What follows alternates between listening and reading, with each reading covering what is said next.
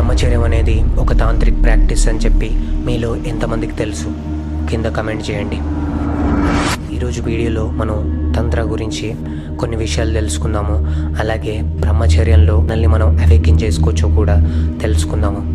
నిజానికి తంత్రం అనేది ఎప్పుడు మొదలైందంటే 5000 BC ఇండస్ వ్యాలీ సివిలైజేషన్ అప్పుడే ఈ తంత్రం అనేది మొదలైంది. అప్పట్లోనే చాలామంది తాంత్రికులు ఉండేవాళ్ళు.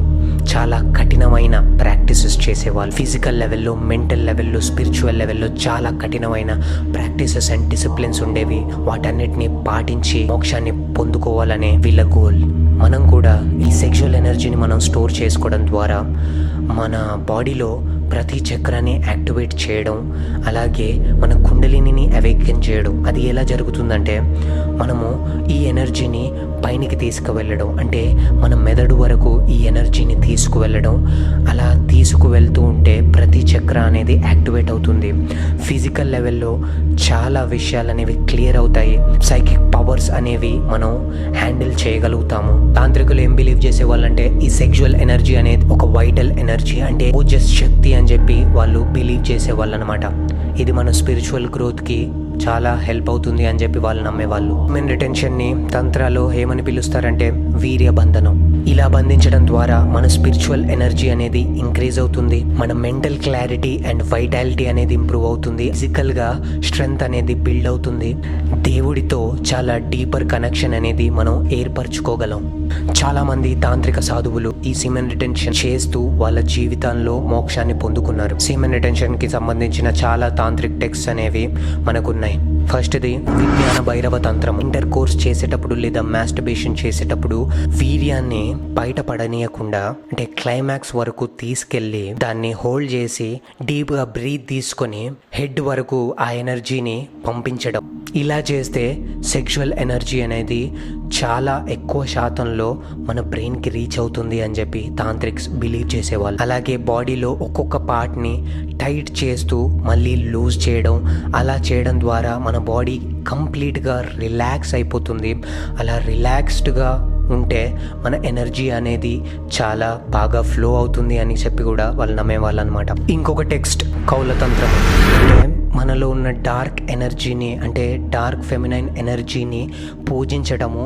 ఇది ఎలా చేస్తారంటే గాడెస్ ఉంటుంది.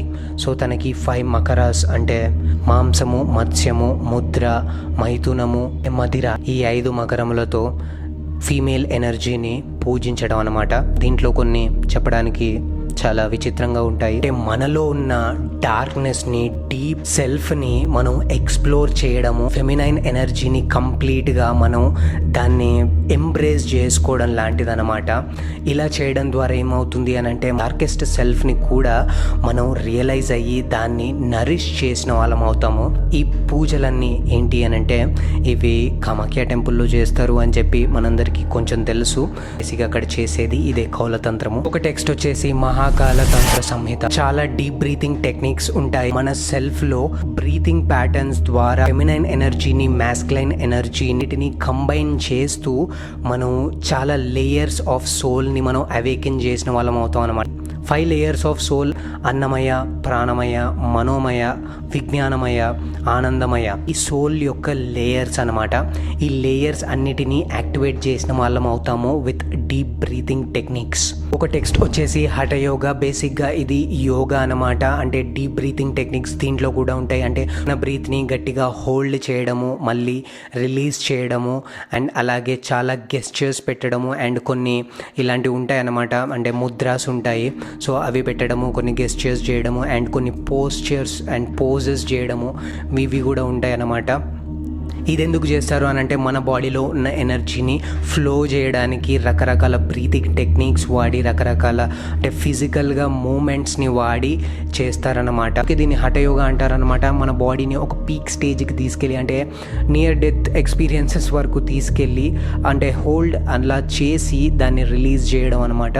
సో ఇలా చేయడం ద్వారా కూడా మనం మన కుండలిని యాక్టివేట్ చేసుకోవచ్చు, మోక్షాన్ని పొందొచ్చు అని చెప్పి తంత్ర టెక్స్ట్లో ఉంది. సో తంత్రలో ఇది చాలా గట్టిగా నమ్ముతారనమాట. ఇంటర్ కోర్స్ చేసేటప్పుడు లేదా మాస్టర్బేషన్ చేసేటప్పుడు అని క్లైమాక్స్ వరకు తీసుకెళ్ళి అక్కడ లీక్ అవ్వకుండా మన ఎనర్జీని మొత్తం కంప్లీట్గా పైనకి డీప్ బ్రీతింగ్ ద్వారా తీసుకెళ్ళడం అనేది చాలా ఇంపార్టెంట్ అనమాట.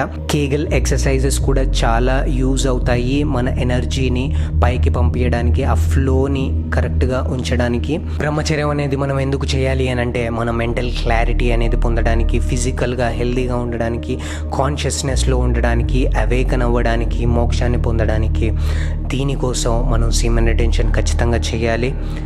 అండ్ బ్రహ్మచర్యం అనేది అందుకే గొప్ప ప్రాక్టీస్, మనల్ని మోక్షం వరకు తీసుకెళ్లే ఒక అద్భుతమైన ప్రాక్టీస్.